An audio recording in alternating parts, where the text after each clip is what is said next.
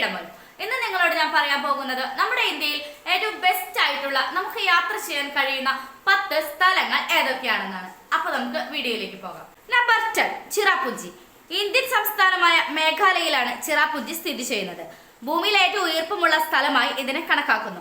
ചിറാപുഞ്ചിക്ക് ചുറ്റുമുള്ള താഴ്വരകൾ സമൃദ്ധവും വൈവിധ്യപൂർണവുമായി സസ്യജാലങ്ങളാൽ മൂടപ്പെട്ടിരിക്കുന്നു. ചിറാപുഞ്ചിയുടെ മറ്റൊരു പേര് സൊഹ്റ എന്നാണ്. നമ്പർ 9, ഗോവ.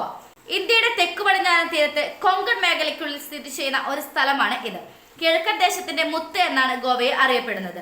ഇന്ത്യയിൽ ഏറ്റവും വികസിതമായ ചെറിയ സംസ്ഥാനങ്ങളിൽ ഒന്നാണ് ഗോവ. പശ്ചിമഘട്ടത്തിന് സമീപം സ്ഥിതി ചെയ്യുന്ന ഇത് സമ്പന്നമായ ജൈവ വൈവിധ്യവും കൊണ്ട് നിറഞ്ഞിരിക്കുന്നു. നമ്പർ 8, കച്ച്.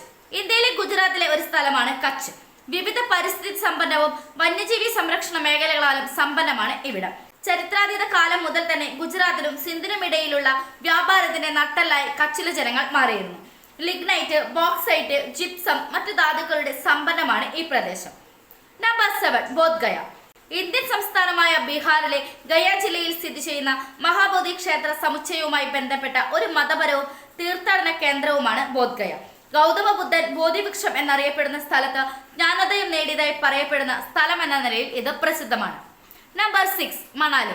ഇന്ത്യൻ സംസ്ഥാനമായ ഹിമാചൽ പ്രദേശിലെ കുളു ജില്ലയിലെ ഒരു റിസോർട്ട് പട്ടണമാണ് ഇത്. ഇന്ത്യയിൽ ഒരു പ്രശസ്തമായ വിനോദസഞ്ചാര കേന്ദ്രമാണ് മണാലി.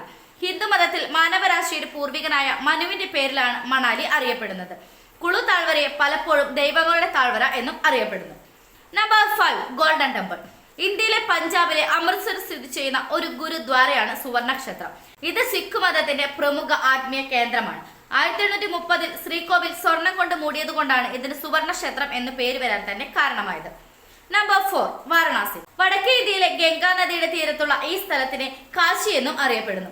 ഹിന്ദു ലോകത്തിലെ തീർത്ഥാടനം, മരണം, വിലാപം എന്നിവയുടെ പാരമ്പര്യങ്ങളിൽ ഇതൊരു കേന്ദ്ര സ്ഥാനമാണ്. നഗരത്തിന് ഇസ്ലാമിക കരകൗശലത്തിന് സമന്വയ പാരമ്പര്യവുമുണ്ട്. Number 3, valley of flowers.